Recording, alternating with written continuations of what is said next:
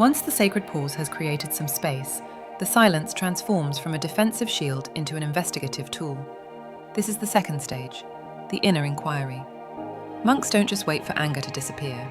They use the quiet to understand where it's really coming from. The empty boat story is the perfect metaphor. The monk's anger was initially aimed at a careless boatman, but seeing the boat was empty forced him to look inward. He realized the source of the anger was his own internal reaction. The boat was just a trigger.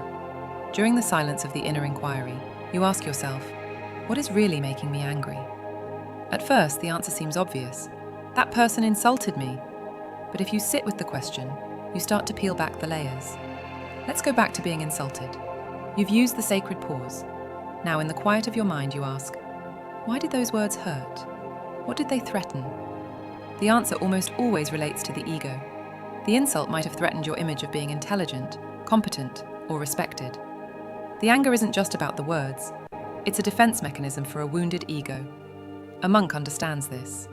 They recognize that most anger is the suffering that arises when reality doesn't match our expectations. We wanted respect, and we got disrespect. The anger is the friction between what I want and what is.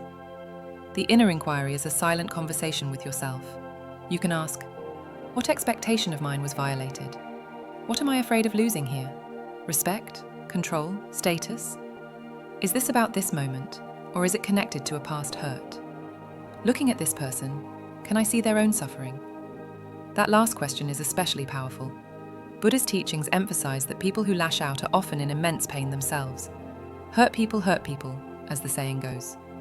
An insult is often a projection of their own insecurity or misery. When you use your silence to reflect on this, the anger can begin to transform.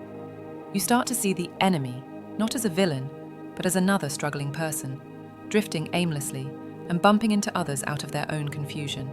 This process moves you from personal victimhood, they did this to me, to impersonal observation. An event happened, and a feeling of anger arose. This depersonalization robs the anger of its power. It can no longer define you. Think about the Zen master who was repeatedly insulted by a man. He listened silently.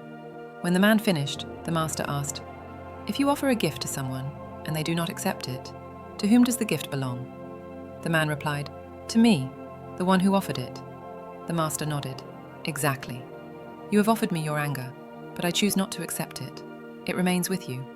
This isn't just a clever retort. It's the result of inner inquiry.